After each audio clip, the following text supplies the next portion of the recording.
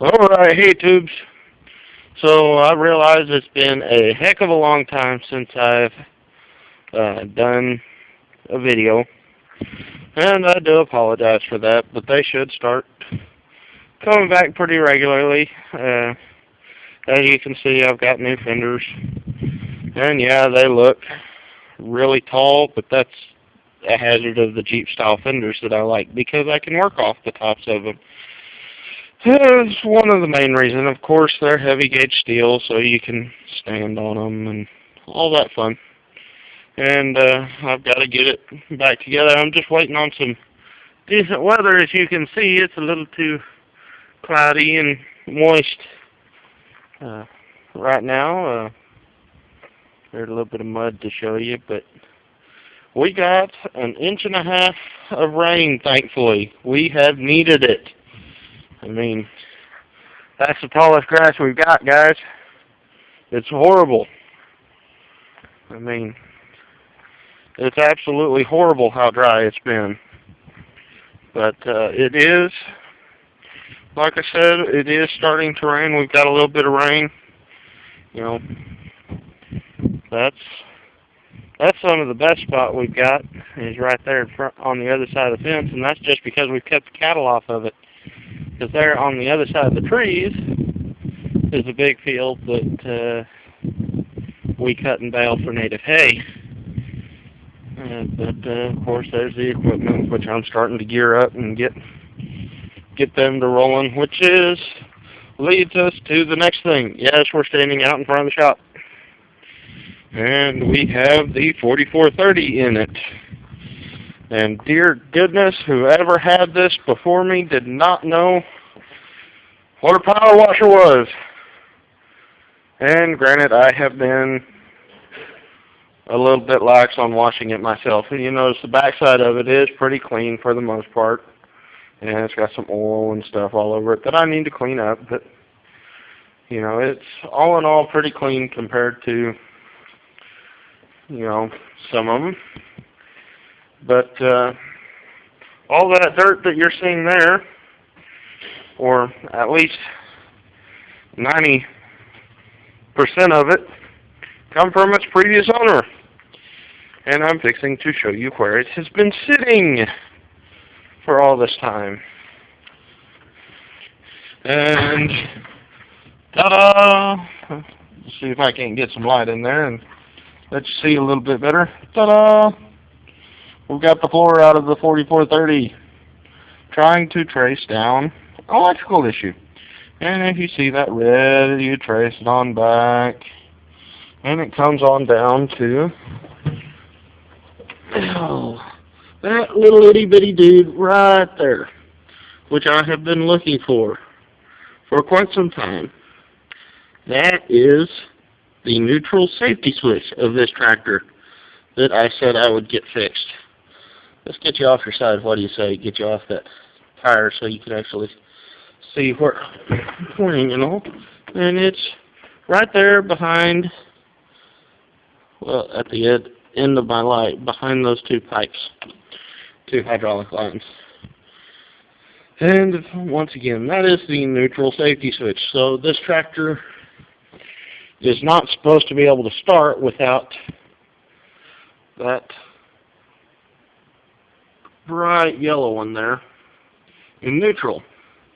However, late last year in the middle of the season, I had a section of wiring go bad on me. I mean, I'm lucky I didn't burn down the tractor bad.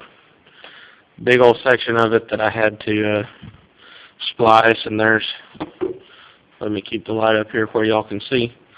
There's a couple of cut wires there that you see. Well, I just recently cut those because of the way I had them run. They were in the way trying to find the neutral safety switch wires and get them re-back run. I've got them cut and extended, and yes, I used waterproof connections and shrink wrap them down and all that fun.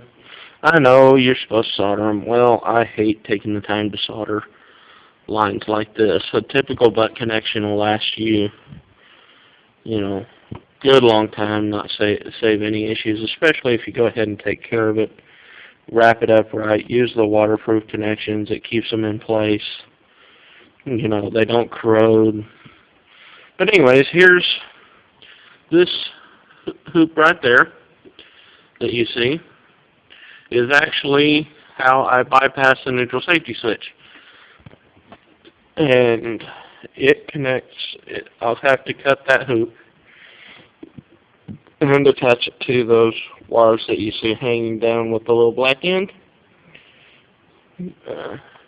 And that should have the neutral safety switch and all fixed back up. I've noticed I've got some more bad wires further up that the coating's just shot and gone.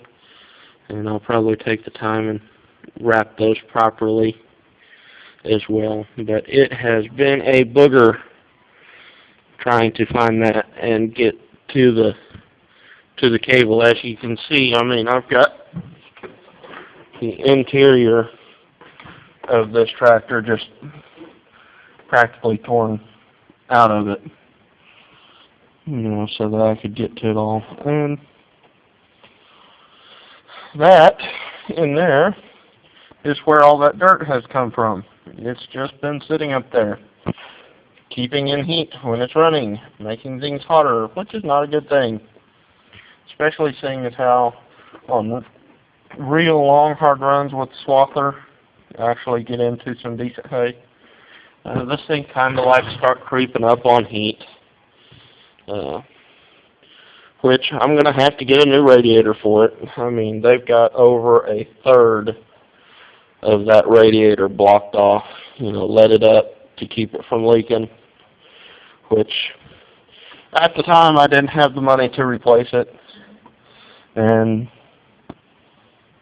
do it right, which I regret. And I regret doing this because I repeat, hate not having the neutral safety switch working, which is that little deal right down there with the tape on it, you know, that you see run down. And there's two long wires actually run to those two wires that are cut and thus allow for the lights. The lighting is also run through there, which all of it's a big pain in the backside. You know, you're dealing with old tractors and old wiring, and you've got some new wiring up in through there, and that's for those overheads that you see there, field lights, so that I can run through the field at night. And you know, it's tucked out of the way. It seems to do a pretty good job where they're at. I've not had any issues with wires being cut or anything like that.